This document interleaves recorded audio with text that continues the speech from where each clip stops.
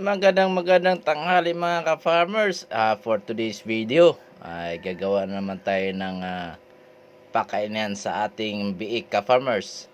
Dahil yung unang ka-farmers ay yung lagay lang natin ay yung gulong ng sasakyan ka-farmers. Dump truck yata yun ka-farmers.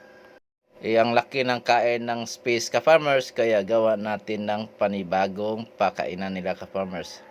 Yari ito sa bakal ka-farmers, matibay na ka-farmers, hindi na basta-basta masisira ka-farmers. Inihanda na natin ka-farmers, pati yung welding, level bar, at saka yung metro. At yung grinder ka-farmers. Susubukan natin ka-farmers kung kaya ba natin gawin yung pakainan. Yung nasa isip natin ka-farmers, kung kaya natin, ay susubukan lang natin ka-farmers kung kaya ba. Kung hindi kaya, paturo tayo sa iba. Importante din talaga mag-try lang ka-farmers para masubukan mo kung kakayanin ba. Simulan na natin mga ka-farmers. Let's do this! At i-endorse para yung ating channel, Burns TV, sa ating YouTube channel, sa ating FB page ka-farmers, Burns TV, sa ating FB, John Yorlin. Thank you ka-farmers. God bless sa ating lahat. Thank you sa panonood at sa walang sawang suporta sa mga followers of Nansa followers.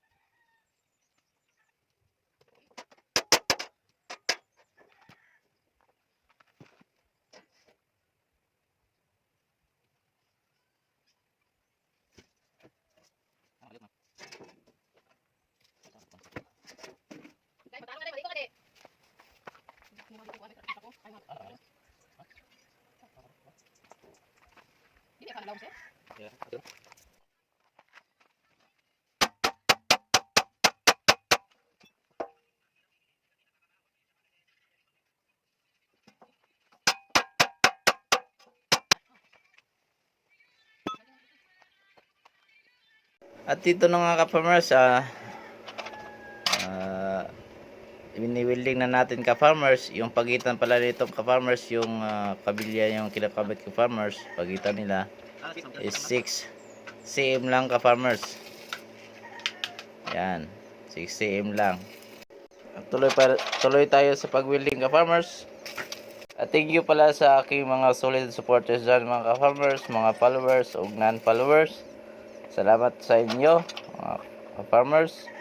Sana'y patuloy pa rin tayo sa panonood sa aking video, ka-farmers. Sa mga nanonood, ka-farmers, please subscribe, follow, and share. And please like, mga ka-farmers. First, tuloy pa rin tayo sa ating ginagawa.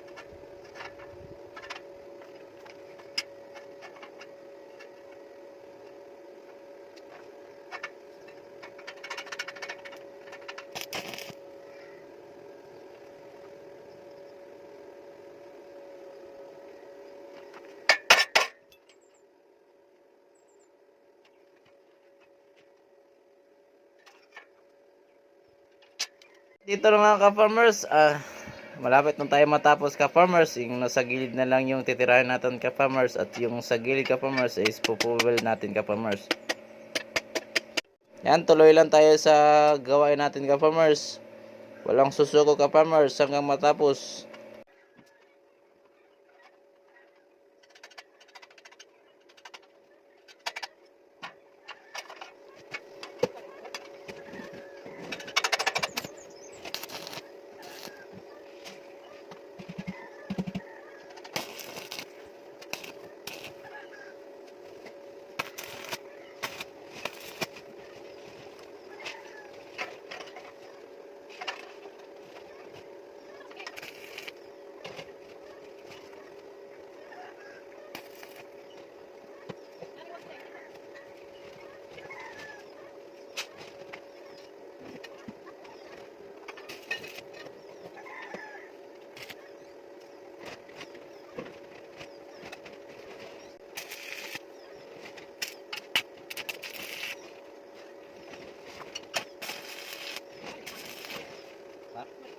Yes.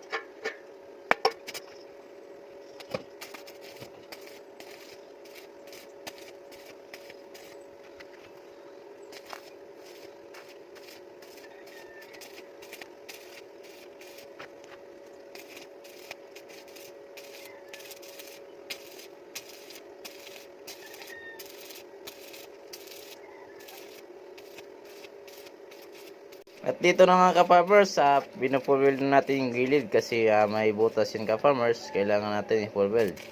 Kasi kung babasa tayo ng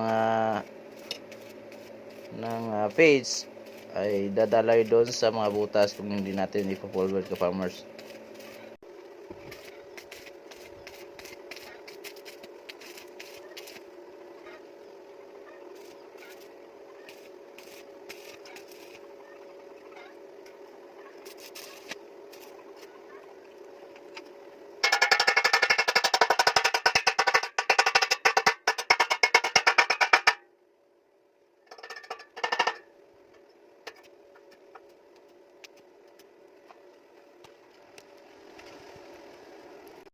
Ayan, natapos na natin ka-farmers. Ito yung pakainan natin ng mga biik.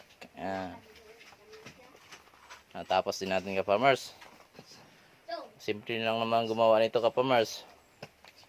Kung may bakal kayo dyan, gamitin.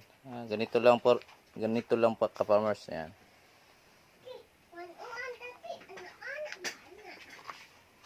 Yun lang ka-farmers. Happy farming sa ating lahat. Bye-bye.